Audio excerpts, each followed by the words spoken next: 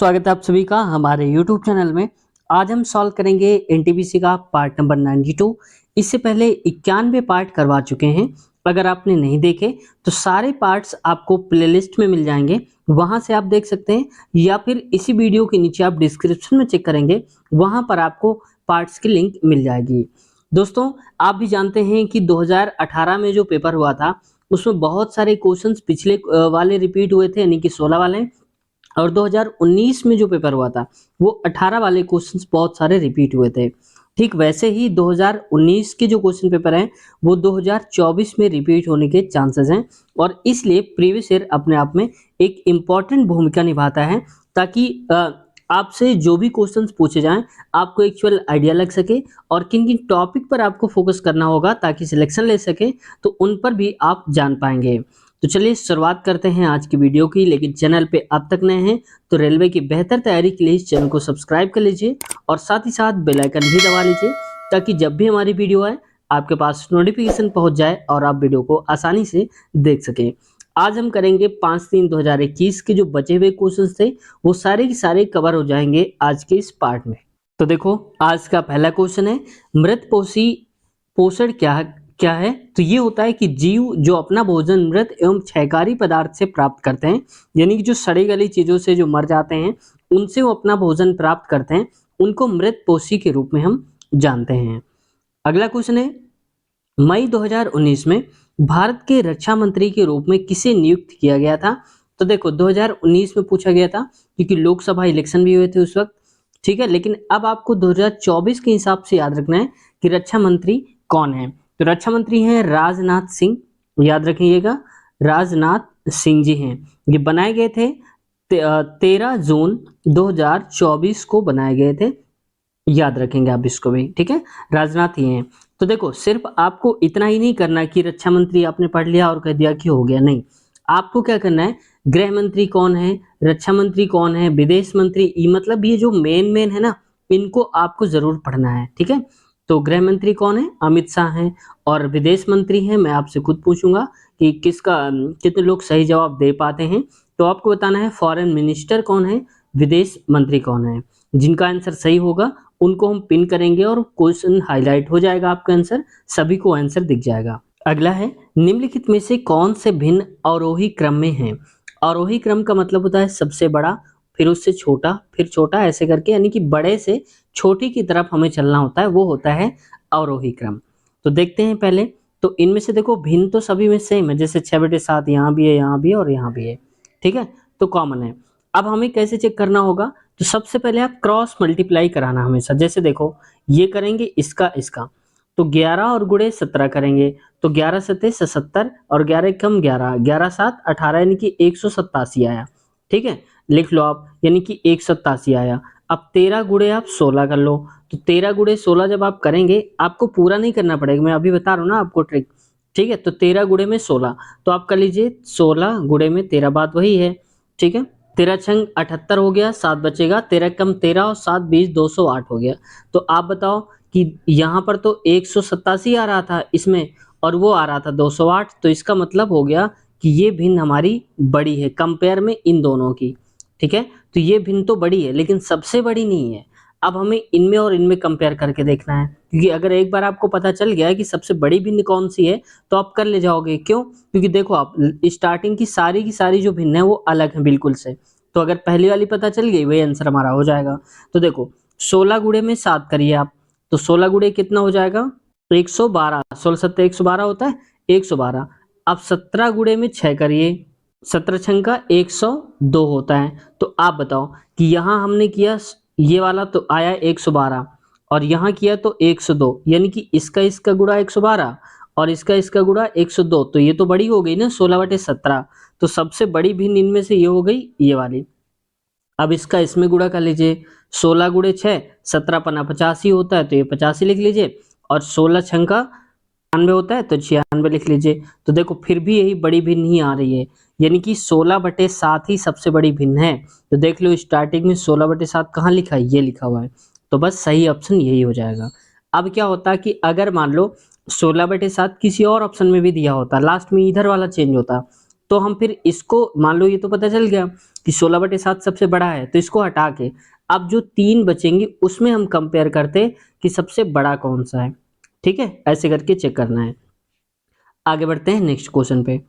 अगला क्वेश्चन है लेब्राडोर एक कुत्ता, तो वैसे ही जैज का संबंध किससे है? ये है संबंध संगीत का। ठीक है, देखो कुछ ऐसे वर्ड्स आते हैं जो बिल्कुल भी समझ में नहीं आते हैं, अगर आपने पढ़ा होगा तो ही आप उसको कर पाओगे। ठीक है, तो लेब्राडोर कुत्ता और जैज का संबंध संगीत से है। आगे बढ़ते हैं नेक्स्ट क्वेश्चन पे। ये कह रहा है कि निम्नलिखित समीकरण को हल करिए, इसको हमें हल करना है। तो देखो जब बहुत सारे ब्रैकेट आ जाएं तो आपको सबसे पहले छोटा वाला ब्रैकेट सॉल्व करना है।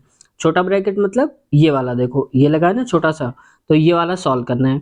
सॉल्व करते हैं तो देखो 2 और 2 कितना हो जाएगा? 4 हो जाएगा, क्योंकि 2 + 2 4 होगा। और 4, और जब ब्रैकेट हटता है, देखो यहाँ पर ब्रैकेट लगा है, ये ब्रैकेट के बीच में इंटू हमेशा होता है, तो 4 और गुणे में 2 तो क्या हो जाएगा? 8 हो जाएगा। और ये माइनस का था तो 8, यानी कि इसको 2 लिखेंगे तो 2 माइनस का 8 ये आएगा। इतना हटाकर यहाँ से लिखेंगे, तो आप बताओ 2 में से 8 गया, यानी कि आ जाएगा माइनस का 6। बड़ा नंबर कौन सा है? 8। माइनस का तो माइनस आ गया, तो माइनस का 6 आएगा। तो हम कह सकते हैं यहाँ पर कि इस पूरे को हटा करके यहाँ से यहाँ तक हम लिख सकते हैं माइनस का 6। और ये दिया क्या था? यहाँ भी माइनस था, तो माइनस और माइनस क्या हो जाएगा? प्लस हो जाएगा, और ये वाला 2 लिखेंगे तो 2 आएगा, तो 6 2 क्या हो जाएगा? 8 हो जाएगा। समझ गए आप? तो इतना तो हो गया 8, यहाँ से यहाँ तक ये पूरा का पूरा 8 हो गया, इतना करके। अब लिखो आप 2 माइनस का, और यहाँ पर देखो, यहाँ पर तो प्लस का 8 था, ऐसे लिखा हुआ था। अब माइनस प्लस क्या हो जाएगा? तो आप कहेंगे माइनस हो जाएगा, तो माइनस का 8 हो जाएगा। फिर देखो प्लस का और माइनस का, तो दोनों का अंतर निकालेंगे, 2 8 यानी कि हो जाएगा 6, और बड़ा नंबर 8 है इसलिए माइनस आ गया, माइनस लगा इसके साथ, तो -6 हो जाएगा। ऑप्शन नंबर चौथा करेक्ट हो जाएगा। बस आपको यही कंफ्यूजन हो जाता होगा कि हम पहले इसको सॉल्व करें कि इसको सॉल्व करें, तो आप हमेशा याद रखना कि जहां से छोटा ब्रैकेट शुरू होता है वहां से ही हमको स्टार्ट करना है सॉल्व करना। आगे बढ़ते हैं नेक्स्ट क्वेश्चन पे। अगला क्वेश्चन है उस वेन आरेख का चयन करिए जो दिए गए वर्गों के बीच के संबंध को सर्वोत्तम यानी कि सबसे अच्छे ढंग से निरूपित करता है, सबसे अच्छे ढंग से बताता है। तो विश्व, एशिया और भारत। तो देखो यहाँ पर पूरी दुनिया अगर हम ये मान लें, मान लो कि पूरी दुनिया है और उसके अंदर क्या है? एक एशिया है।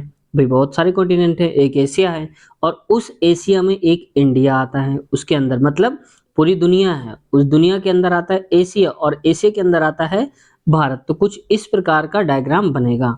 तो आप देख सकते हैं कहीं पर है, तो ऑप्शन नंबर चौथा वाला हमारा करेक्ट आंसर हो जाएगा। बड़े वाले को हमने माना है दुनिया, इस वाले को माना है एशिया, और छोटे वाले को भारत माना है। आगे बढ़ते हैं। मीनाक्षी मंदिर कहाँ पर स्थित है? तो मीनाक्षी मंदिर है तमिलनाडु में स्थित है, ये आप देख सकते हैं यहाँ पर। तो देखो मैं इसकी फोटो भी दिखा देता हूँ। देखो इस प्रकार से मीनाक्षी मंदिर दिखता है यहाँ से। ठीक है, मैं इसको थोड़ा और छोटा कर देता हूँ, ऐसे करके देख सकते हो आप इसको। अगर अंदर से आप देखेंगे तो कुछ इस प्रकार का दिखता है, ये थोड़ा सा आपको बड़ा दिख रहा होगा। तो देखो इतना इंटीरियर पार्ट कितना अच्छा है, ये देखो कितना अच्छा बनाया गया है, पत्थरों की सारी मूर्तियां हैं। तो ये मीनाक्षी मंदिर है। इसको थोड़ा सा जूम करेंगे तो कुछ इस प्रकार से वो दिख रहा है।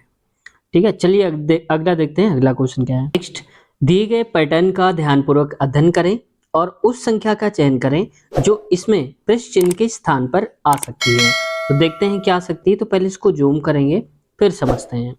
तो देखो यहाँ पर 2 का स्क्वायर अगर हम करते हैं तो आएगा 4, और यहाँ पर आप लिख दो 4 में से 1 घटा दो तो आ जाएगा 3, वही 3 लिखा गया है। यहाँ पर देखो 5 का स्क्वायर, तो ये 5 है, तो 5 का स्क्वायर 25, 25 में 1 घटाएंगे तो 24, तो देखो ये 24 लिखा हुआ है। वैसे ही 8 का स्क्वायर करेंगे तो 8 64, 64 में से 1 घटाएंगे तो आ जाएगा 63, तो यहाँ पर 63 लिखा हुआ है, लेकिन यहाँ पर मेरे हिसाब से 65 दिया है जो कि गलत है, यहाँ पर होना चाहिए था 63, जो कि आगे भी देखो आप वैसे ही मैच होगा। तो 11 का स्क्वायर होता है 121, और इसमें 1 हटा दीजिए तो क्या बचेगा? 120, तो वही है। यानी कि हमें नंबर का स्क्वायर करना है, जो भी आंसर आए उसमें 1 घटा देना है। तो 14 का स्क्वायर करेंगे आप तो आएगा 196, और 196 में से आप 1 घटा दीजिए तो कितना आएगा? 195 आ जाएगा। तो बस यहाँ पर जो सर्कल है जिसमें क्वेश्चन मार्क लगा है, यहाँ पर 195 हम फिल करेंगे, जो कि ऑप्शन नंबर चौथे में लिखा हुआ है 195, ये करेक्ट आंसर है। नेक्स्ट क्वेश्चन देखो, अगला है the money invested by the foreign MNCs is known as, उसको हम क्या जानते हैं, किस नाम से जानते हैं, तो फॉरेन डायरेक्ट इन्वेस्टमेंट के नाम से जानते हैं। ऑप्शन नंबर चौथा करेक्ट आंसर है। अगला है 2001 से 2006 तक की अवधि के दौरान एक कंपनी के लाभ और व्यय को दर्शाने वाले निम्नलिखित ग्राफ का अध्ययन करें और दिए गए प्रश्न का उत्तर दें। राशियां जो हैं वो लाख में दी गई हैं। इसका मतलब 2001 से 6 तक का पूरा डेटा दिया है। तो देखो इसको थोड़ा सा और जूम करते हैं ताकि अच्छे से दिख जाए। देखो यहाँ पर दिया है 2001, 2002, 3 ऐसे करके। ये जो आप ब्लू कलर में देख रहे हैं ये है प्रॉफिट जितना कंपनी को हुआ है। मान लो कि 2001 में 45 का प्रॉफिट हुआ है, यानी कि 45 लाख का प्रॉफिट हुआ है। वहीं एक्सपेंस की बात करें तो एक्सपेंस यानी कि जो खर्च लगा है वो 30 लाख रुपए का लगा है। तो जो येलो वाला दिख रहा है आपको, ये वाला पार्ट, वो क्या है, खर्च है इनके। अब क्वेश्चन को समझते हैं, क्वेश्चन कहना क्या चाहता है। क्वेश्चन कह रहा है उन वर्षों की संख्या बताइए, यानी कि ऐसे कितने साल हैं जिनमें दिए गए वर्षों के औसत लाभ से अधिक लाभ हुआ है, यानी कि जिसमें जो लाभ है औसत लाभ से भी ज्यादा हुआ है। तो पहले तो आप इनको जोड़ लीजिए, जितना प्रॉफिट हुआ है पहले उसको जोड़ते हैं और एक्सपेंसेस को हम उसमें से घटा देंगे। तो देखो 45, 65 और ये यहाँ पर 35 भी लिखा है, इसको भी देखना है। तो क्या क्या जोड़ना है, 45, 35, 65 और 75, 85, 95। इनको आप टोटल करेंगे तो ये आ जाएगा हमारे पास 365। मैंने डायरेक्ट कैसे किया, क्योंकि मैंने वीडियो को रोक कर मैंने इसको पहले जोड़ लिया है। ठीक है, आगे देखो। अब ये एक्सपेंस जो आया है, एक्सपेंस का मतलब यहाँ पर देखो 30 और 40, ये 50, 40 ऐसे करके ये 30, 40 ये दिया है। तो इसको आप घटा दो भाई, इतना प्रॉफिट में से वो भी तो हमें घटाना होगा जितना खर्च आया है। तो खर्च कितना आया है उसको जोड़ेंगे एक्सपेंसेस को, तो आएगा 230 आएगा। उसको आप माइनस कर दीजिए तो 5 में से 0 तो 5 ही आएगा, 6 में से 3 तो 3 और 3 में से 2 तो 1, यानी कि 135 आया। लेकिन अब ये एवरेज नहीं है, यानी कि मैं पूरा हटा के लिख देता हूँ 135।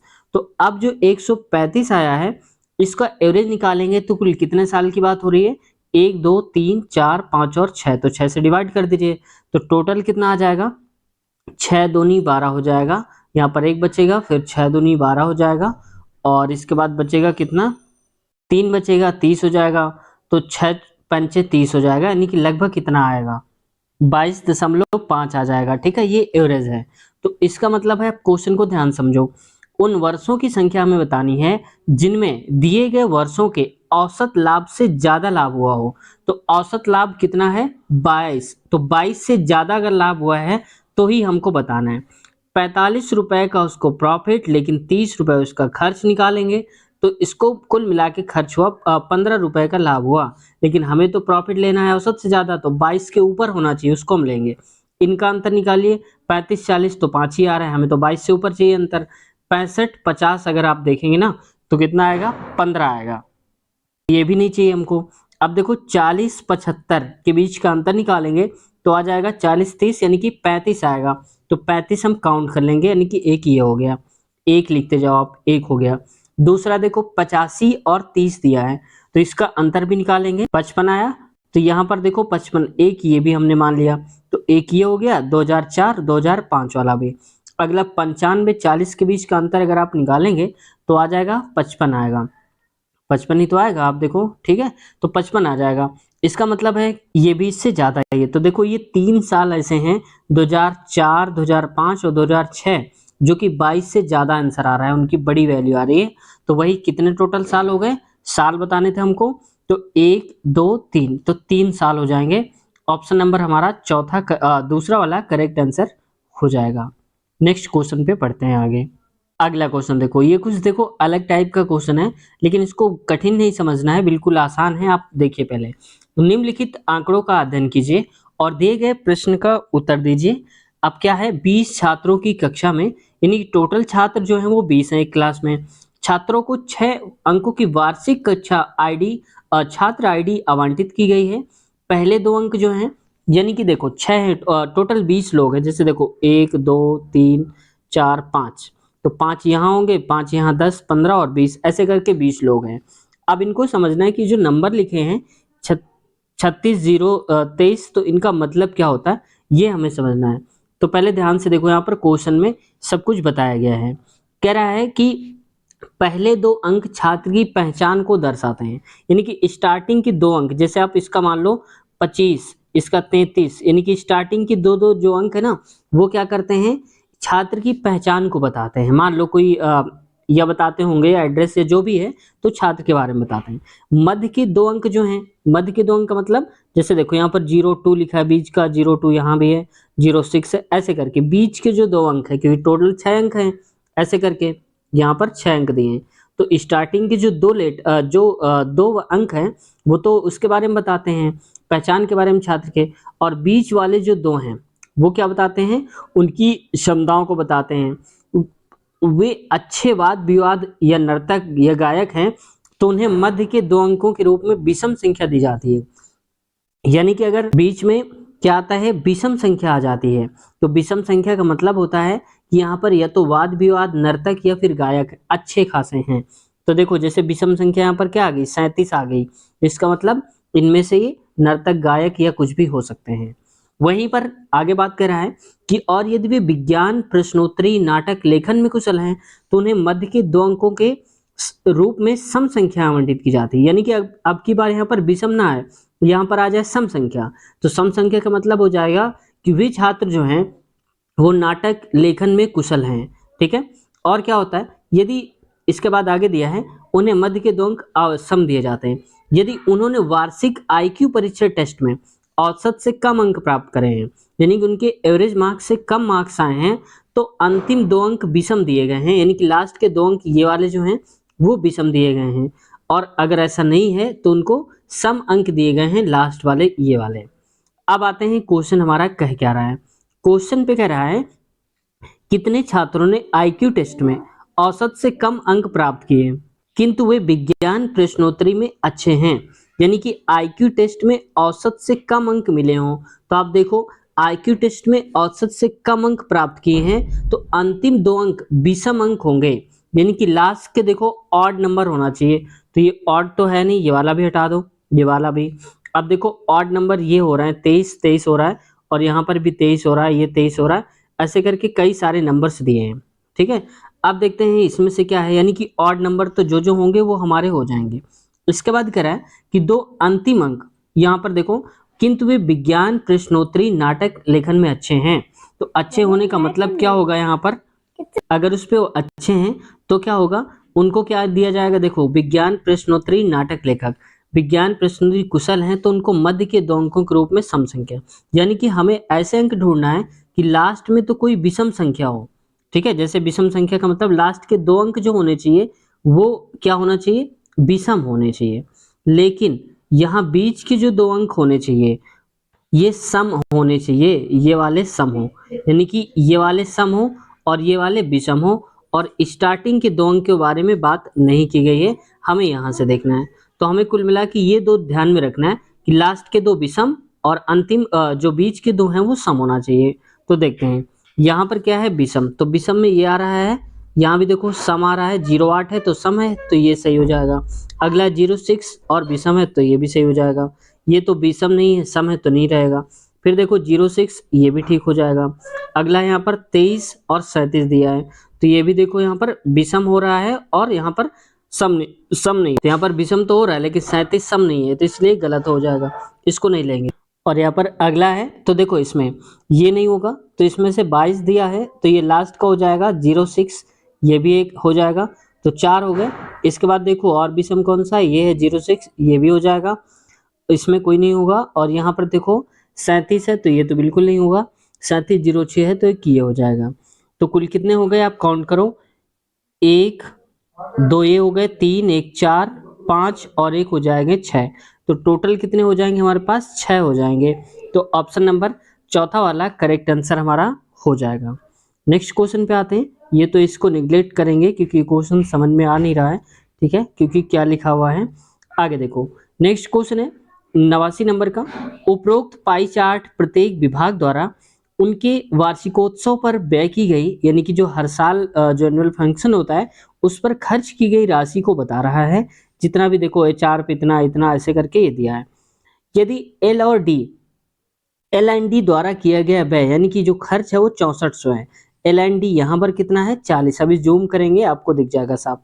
तो एडमिन और HR द्वारा व्यय की गई राशि कितनी है? एडमिन HR दोनों की हमें वैल्यू बतानी है। ठीक है, तो पहले ये देखो, तो यहाँ पर देखो 64 दी गई है। एल और डी कितना है 40% है, तो ये दिया है 40%। तो टोटल कितना होगा? तो देखो 40 की वैल्यू दी है, तो 40 की वैल्यू कितनी दी रखी है? यहाँ दिया है 64, तो आप लिखिए 6400। जीरो से जीरो काट दीजिए। एक की वैल्यू अगर आप निकालेंगे तो 4 एक कम 4 और 2 बचेगा, 4 छंग 24 यानी कि 160 आएगी। हमें बताना किसकी है? एडमिन और HR। तो एडमिन है 100, HR है 90, तो टोटल हो जाएगा 100 प्लस 90 यानी कि 190। हमें 190 की वैल्यू बतानी है, तो 190 का मल्टीप्लाई यहाँ पर भी हम करेंगे। तो अगर हम 0 0 थोड़ी देर के लिए हटा देते हैं, यहाँ किनारे लगा देते हैं, तो 16 नन्या 144 हो जाएगा, तो 14 बचेगा, और 16 कम 16 और 14 हो जाएगा कितना? 30 हो जाएगा। तो यहाँ पर लिखेंगे 30 यानी कि 30,400 सही उत्तर हो जाएगा 190 की वैल्यू। तो आप देख सकते हैं ऑप्शन नंबर यहाँ पर पहला ही वाला दिया है, 30,400 करेक्ट आंसर। नेक्स्ट है, उस विकल्प का चयन करें जो रिक्त स्थानों की पूर्ति करके निम्नलिखित श्रेणी को पूर्ण करेगा। देखते हैं इसको बनाया कैसे गया होगा सीरीज को, तो पहले जूम करते हैं थोड़ा सा। तो देखो 37 और 52 इसके बीच अंतर निकालिए। तो देखो 52 और 37 मैं आपके सामने ही करके दिखा देता हूँ। ये 37 है, तो 12 में से 7 गया तो 5 आएगा, 4 में से 3 यानी कि आएगा यहाँ पर एक ही आएगा, तो 15 हो गया। अब देखो 52 और 72 के बीच यानी कि पहला तो गैप जो है 37-52 के बीच में 15 का है।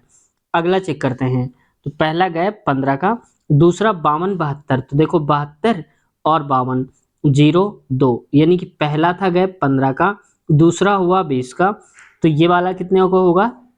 ये होगा 25 का। अब इसके बाद आगे वाला जो होगा वो कितने का होगा? ये होगा 30 का, तो ये गैप हो जाएगा 30 का। तो लास्ट वाला एक बार हम चेक कर लेते हैं 30 का गैप है या फिर नहीं है।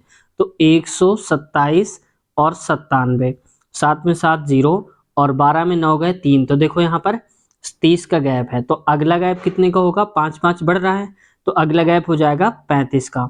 तो बस 127 में आप 35 जोड़ दीजिए, सही उत्तर आ जाएगा। ठीक है, तो 127 और यहाँ पर जोड़िए 35, 7 5 12, 3 2 5 1 6 हो जाएगा, और यहाँ पर 162 आएगा। तो यहाँ पर जो फिल किया जाएगा वो किया जाएगा 162। सही उत्तर ऑप्शन नंबर दूसरा करेक्ट हो जाएगा। अगला है, निम्नलिखित में से किस त्रिक की संख्याओं के बीच त्रिक 6 42 336 की संख्याओं के सदृश संबंध? सदृश का मतलब कि जैसे इनके बीच रिलेशन है, ठीक वैसे ही कौन सी संख्या है? तो देखो यहाँ पर लिखा है 6, फिर लिखा है 42 है, यहाँ पर 42 लिख लो, 42, इसके बाद है 336। इसका अगर हम देखेंगे तो 42 कैसे मिला? गुणे में हमने 7 किया होगा, क्योंकि 6 सते 42 हुआ होगा। फिर 42 का कितनी बार में हमने यहाँ पर गुणा किया होगा? तो ये गुणा किया हमने 8 बार में, गुणे में 8, क्योंकि 42 गुणे 8 करेंगे तो देखो 8 दूनी 16, 6 आ गया, 8 चौक 32, 1 33 हो गया। इसका मतलब 7 का गुणा 8 का गुणा, तो अब कितने का गुणा होना चाहिए? तो आप कहेंगे 9 का गुणा होना चाहिए। ठीक है, इसके आगे लेकिन हमें क्या बताना है? कंपेयर करना है। तो 7 गुना हो और फिर अगला 8 गुना हो। तो देखो इसका 7 गुना अगर आप करोगे तो 7 का 7 सत्ते 49, जबकि 21 दिया है, और इसका करो तो 963, तो यहाँ तो 6 दिया है, तो ये गलत, ये गलत। देखो 4 का 7 गुना 7 चौक 28 हुआ, और 28 का 8 गुना करेंगे तो आ जाएगा 224 आएगा। देखो आ रहा है, तो बस यही सही उत्तर हो जाएगा। लास्ट वाला चेक करिए, तो 2 का 7 गुना करेंगे तो 14 आ जाएगा। यहाँ तो केवल 2 दे के रखा है, इसलिए केवल ऑप्शन सही हमारा तीसरा वाला करेक्ट आंसर है। अगला है, देखो इसमें से क्या करना है, जो गैप है वो हमें फिल करना है कुछ इस प्रकार से। तो देखो ऐसे क्वेश्चंस अगर ना आ रहे हो तो आप ऑप्शन का सहारा भी ले सकते हैं। ऑप्शन में फिल करके आप चेक कर लीजिए कि क्या मैच हो रहा है या फिर नहीं हो रहा, तो वहां से भी आप कर सकते हैं। देखो यहाँ पर BBCC, फिर सिंगल एक वर्ड लेटर आ गया D, इसके बाद CC, तो यहाँ पर होना चाहिए था डबल C, तब होगा। तो यहाँ पर मैं इसको थोड़ा और सही कर देता हूँ जूम करके, तो यहाँ पर होना चाहिए था C, तो पहला क्या फिल होगा? हमारा C फिल होगा। फिर देखो यहाँ पर आ गया कौन? डी डी, फिर सिंगल वर्ड आ गया, तो जो भी सिंगल यहाँ पर आ रहा है लेटर वही यहाँ पर डबल हो जाता है। तो देखो ई है तो यहाँ पर डबल ई आ जाएगा, तो यहाँ पर क्या आएगा, ई आना चाहिए था। फिर आगे देखो डबल ई, एफ हो गया, एफ सिंगल था तो इसलिए देखो यहाँ पर डबल हो गया, जी सिंगल था तो एक छोड़ के फिर डबल हो गया, समझ रहे हैं आप। और यहाँ पर अब की बार देखो क्या आएगा, बढ़ कैसे रहा है, तो डी ई एफ जी, तो जी के बाद क्या आएगा, यहाँ पर एच आएगा, तो यहाँ पर एच हो जाना चाहिए था। तो देखो सिंगल एच हो गया, तो अब यहाँ पर डबल एच हो जाएगा। जो यहाँ पर सिंगल लेटर हो रहा है वहाँ पर डबल हो रहा है, जैसे यहाँ डबल सिंगल था तो अब आगे चल के डबल हो गया, जैसे ये सिंगल ये डबल, ऐसे करके। तो आप इनकी जितनी ज़्यादा प्रैक्टिस करेंगे उतना ही अच्छे से आपको आ पाएगा। तो ऑप्शन नंबर सही हो जाएगा हमारा, दूसरा वाला करेक्ट आंसर है। आगे बढ़ते हैं नेक्स्ट क्वेश्चन पे। अगला क्वेश्चन कह रहा है कि एक निश्चित कोड भाषा में फादर को ऐसे करके लिखते हैं, ड्राइव सी एफ ऐसे करके, उसी कोड भाषा में फैमिली को हम कैसे लिखेंगे। तो पहले हम ये जान लेते हैं कि ये फादर से ये डी वाई आर एफ ये बनाया कैसे गया होगा।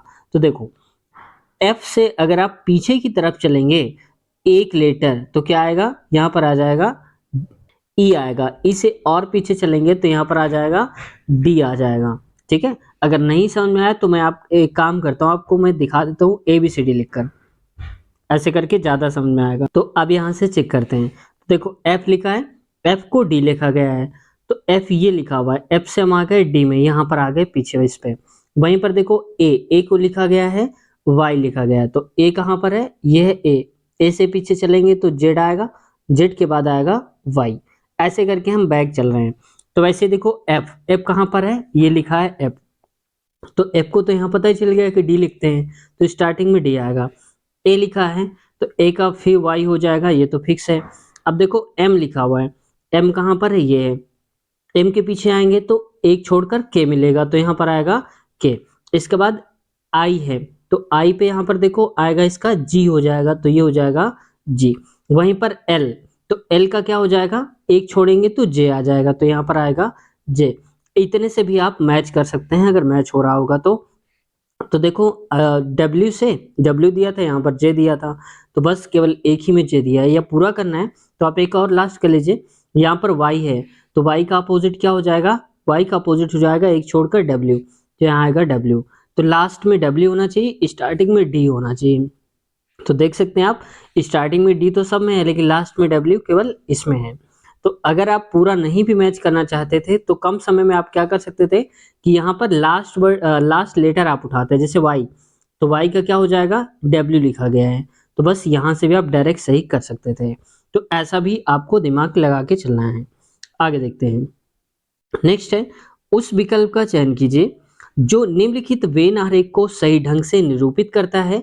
तो देखो यहाँ पर मान लो कि इंजीनियर, स्नातक और फ्रीलांसर, तो इंजीनियर मान लिया हमने कि यहाँ पर ये इंजीनियर हो गए छोटा वाला, ये इसके बाद स्नातक हो गए ये वाले, फ्रीलांसर हो गए ये वाले, तो बस ये वाला हमारा करेक्ट आंसर संबंध को दिखाता है, ठीक है। आगे देखते हैं, नेक्स्ट क्वेश्चन है, सूचीबद्ध 4 शब्दों में से 3 किसी तरह से संगत हैं, यानी कि एक जैसे हैं, और एक असंगत है। असंगत शब्द का चयन करिए, यानी कि इनमें से जो अलग दिख रहा है उसको हमें बताना है क्या है। तो देखो भूकंप, बाढ़ और ज्वालामुखी, ये सारे के सारे क्या हैं, ये नेचुरल डिजास्टर हैं, प्राकृतिक आपदाएं हैं, जबकि दुर्घटना जो है वो दोनों हो सकती है, ठीक है। ये प्राकृतिक आपदा इनमें से थोड़ा सा अलग है, तो ये सही उत्तर हो जाएगा। हुमा की मां ने हुमा को ए बी सी डी से नामांकित ब्लूबेरी की 4 टोकरियां दी, मतलब टोकरी थी एक ए नाम की, दूसरी फिर बी नाम की, ऐसे करके सी और डी नाम की 4 टोकरियां थी। प्रत्येक बेरी का वजन जो है, इसके अंदर जो बेरी भरी हुई थी उसका वजन 5 ग्राम था, ठीक है। अब 5 ग्राम की एक बेरी थी, उस टोकरी को छोड़कर, यानी कि 5-5 ग्राम की तो सब में थी, लेकिन एक में क्या था जिसमें सभी बेरी सड़ी हुई थी, प्रत्येक बेरी का वजन 3 ग्राम है, यानी कि नॉर्मल जो है 5 ग्राम है, लेकिन सड़ी हुई टोकरी की अगर हम बात करें जिसमें उतनी बेरी है तो उन बेरी का वजन 3 ग्राम है। हुमा ने टोकरी ए बी सी डी से क्रमशः 1, 2, 3 और 4 बेरी निकाली जिनका वजन 44 ग्राम था। सड़ी हुई बेरी किस टोकरी में है ये बताना है। तो देखो यहाँ पर अब ए नाम की उससे एक निकाली है, अगर हम कहेंगे कि इससे निकाली होगी 1, तो 1 का वजन कितना है 5। फिर दूसरी वाली यानी कि बी वाली से निकाली होगी 2 निकाली, तो प्रत्येक का वजन तो 5-5 है, तो 5 और 5 इसका वजन कितना होगा 10, क्योंकि 5-5 की 2 होंगी ना। अब तीसरी वाली से मान लो, थोड़ी देर के लिए मान लो कि तीसरी वाली से भी इसने निकाली होगी कितनी, सही वाली यानी कि अच्छी वाली 3, तो 15 ग्राम हो गया। अब इसको जानबूझ के हम यहाँ पर लिख रहे हैं 15 ग्राम। अब क्या है, एक तो सड़ी हुई होगी ना, तो मान लो अगर चौथी वाली से 4 निकाल लिए सड़े वाले, तो 3 चौक 12 यानी कि 12 ग्राम क्या हो जाएगा वजन होना चाहिए। टोटल करने पर आना चाहिए 44 ग्राम। तो देखो क्या आ रहा है, क्या तो 15 दूनी 30 और 30 40 2 42 आ रहा है, तो 42 ही आ रहा है, जबकि हमें कितना चाहिए 44। इसका मतलब कि इनमें से बी या डी में बी या सी में कोई ना कोई दिक्कत होगी।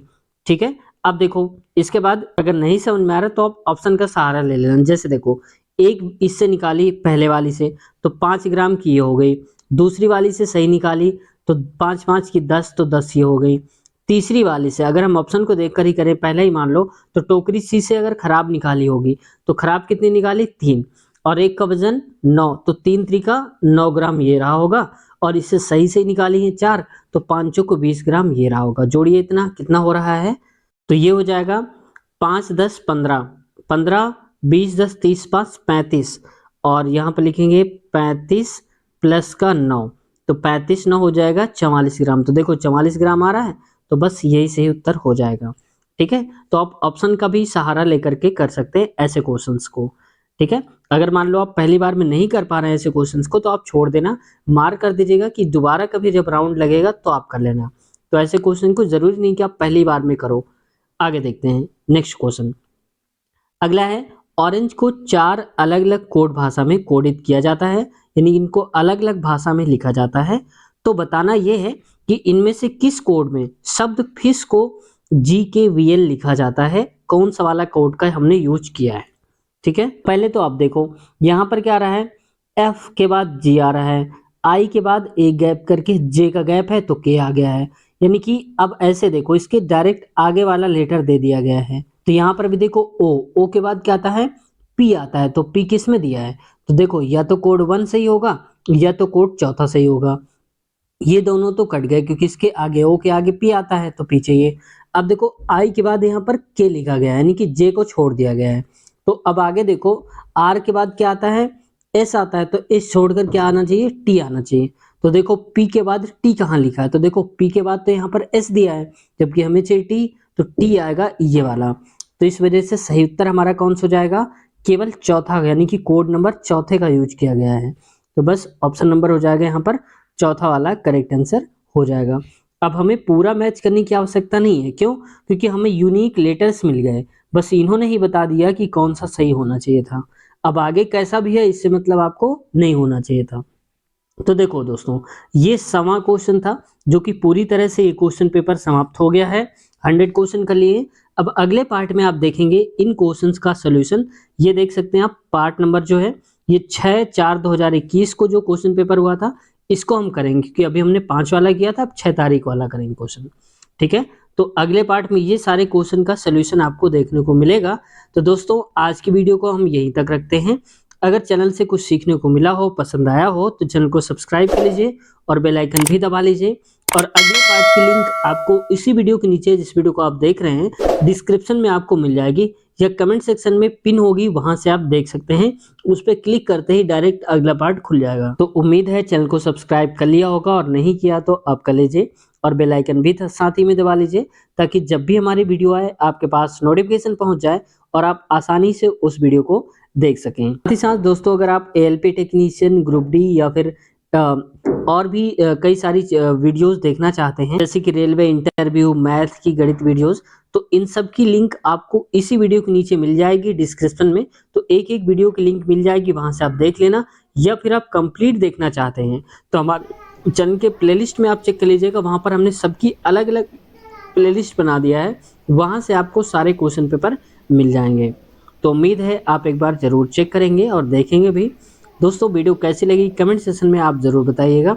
अगर वीडियो को अब तक लाइक नहीं किया तो लाइक कर दीजिए, और एक अपना कमेंट जरूर करिए कि आप क्या कहना चाहते हैं वीडियोस को देख करके। तो मिलते हैं अगले पार्ट में नए क्वेश्चंस के साथ। अपना ख्याल रखिए। Take care, bye bye.